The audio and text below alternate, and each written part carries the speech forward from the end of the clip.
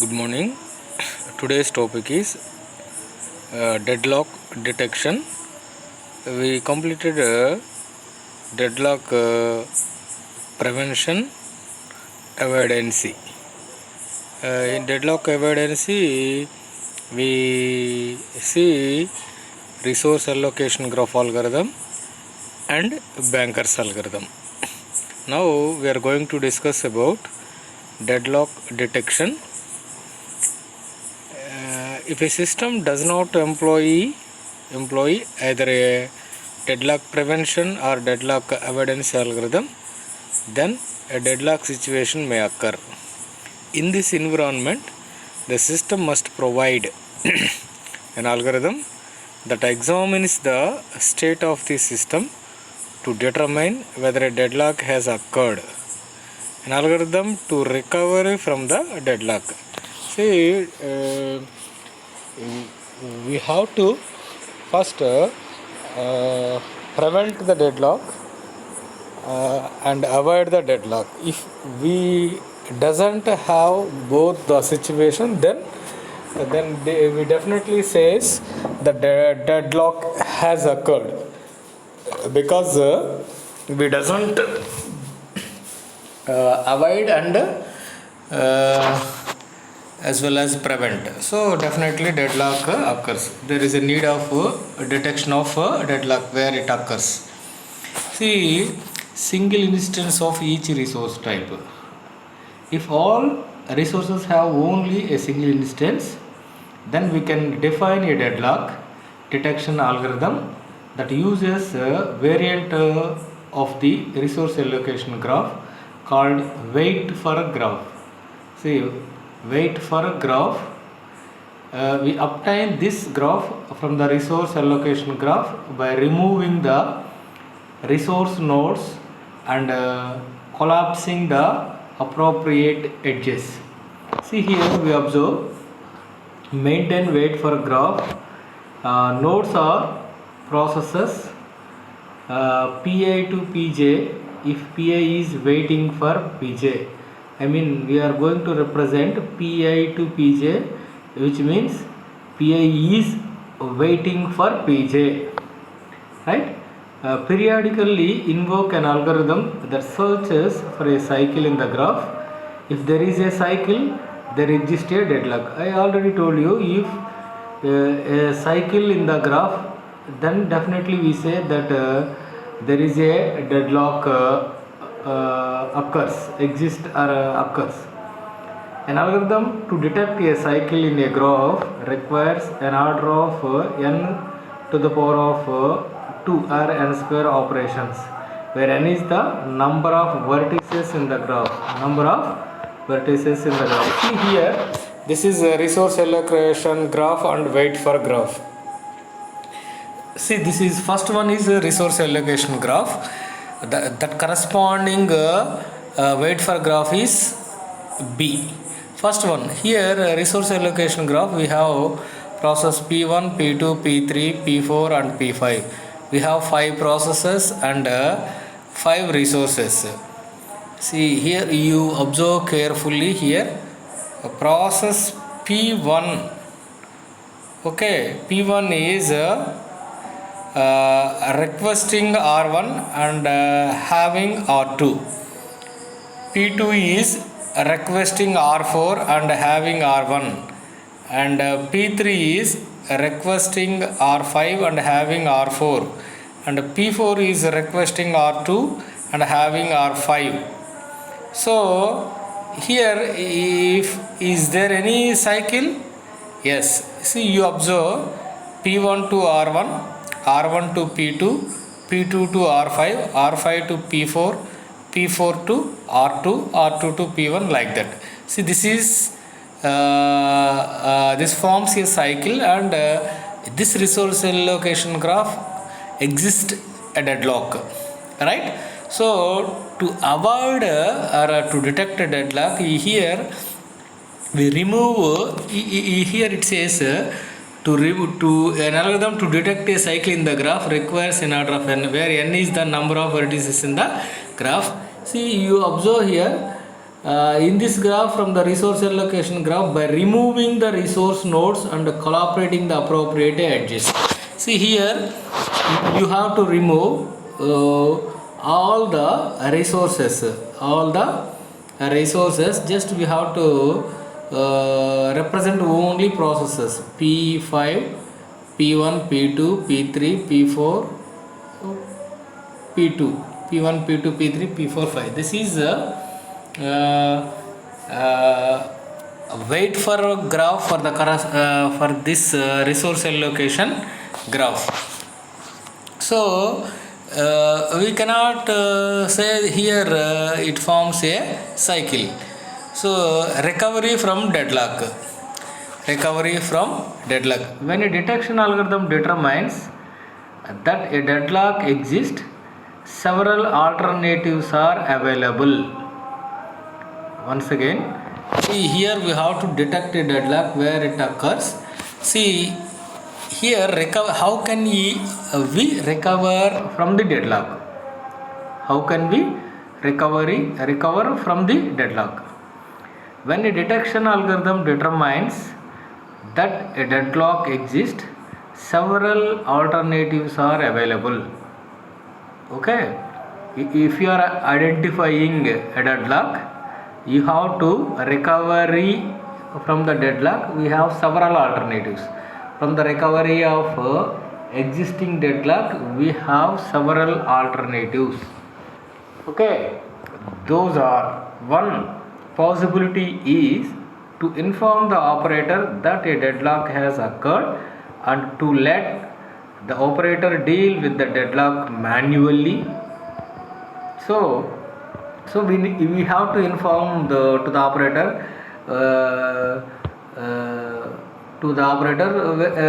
somewhere deadlock occurs.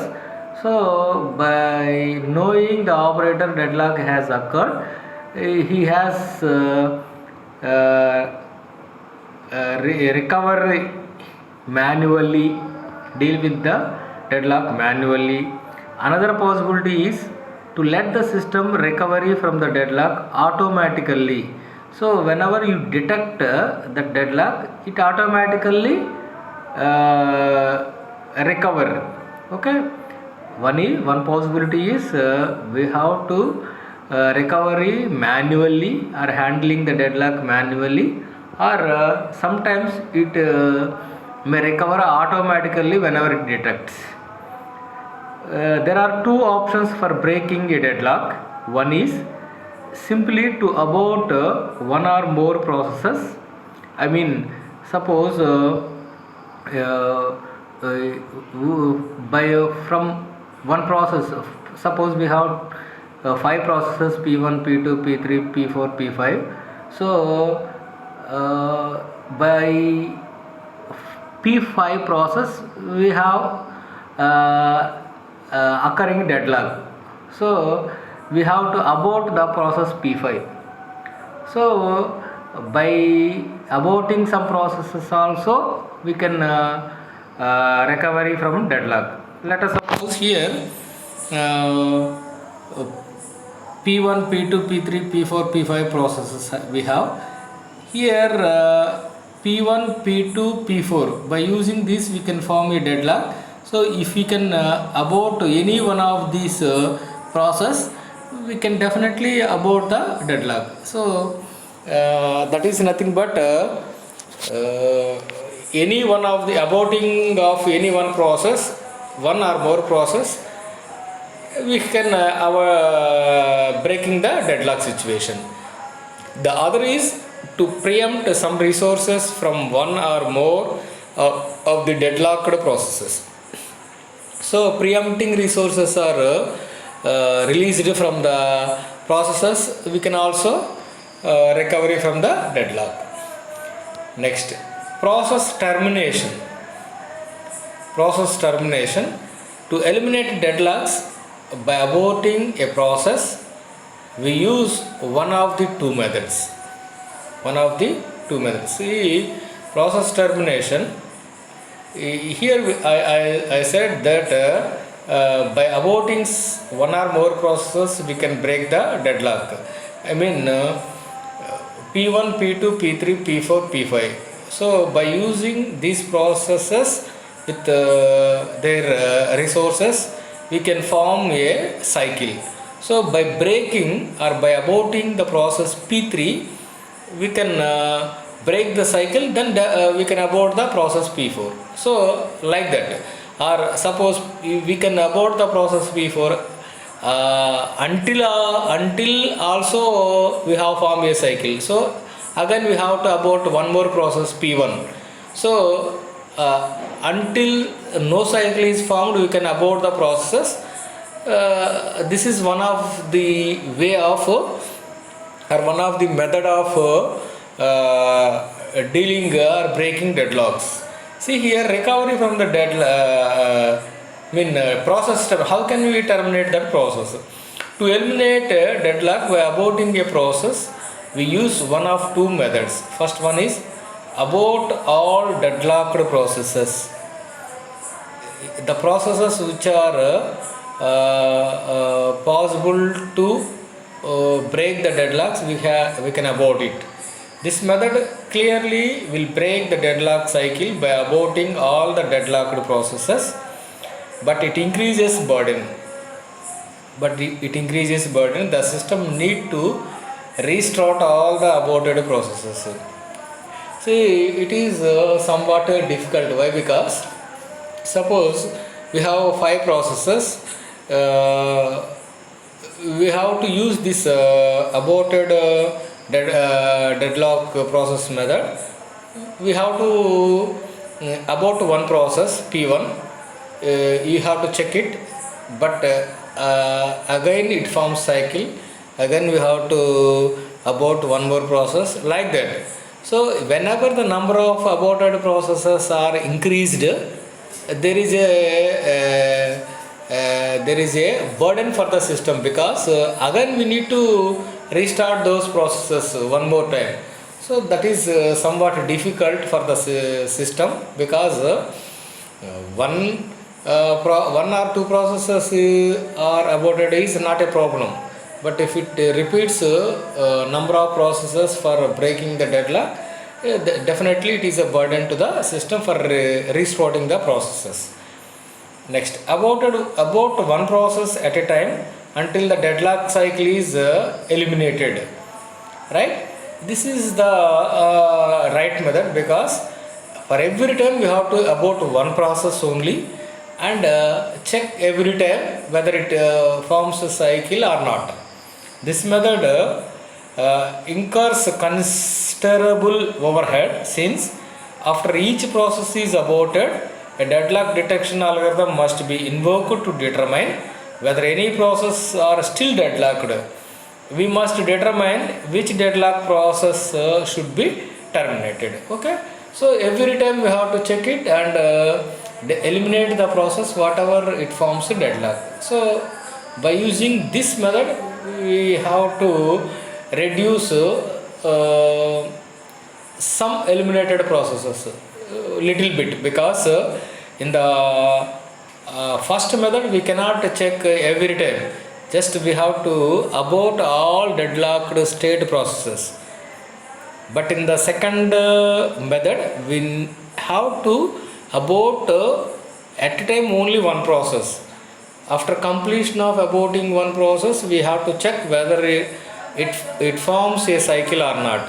Suppose after completion of one process again it forms cycle, then we have to abort one more process, like that only. So there is a chance to reduce the number of aborted processes. Okay, this is second method. Next, resource preemption. See, in this preemption is before emption, before how to allocate. In this, we successfully preempt some resources from deadlocked processes and give these resources to other process until the deadlock cycle is broken. So if any process is in deadlocked state, if it preempts some resources, that resources are released and allocated to some other processes until the deadlock is broken. You are in deadlocked state process, it is an aborted process. why need to allocate the resources to that process? So that resources are released from that process and allocated to some other. If preemption is required to deal with deadlocks, then they three issues are needed to address. One is selecting a victim, a rollback, and starvation. Selecting a victim. See which resource and which process are to be preempted. Once again, which resources and which process are to be preempted, we need to select. And as in process termination, we must determine the order of preemption to minimize cost. We need to follow order to minimize the cost.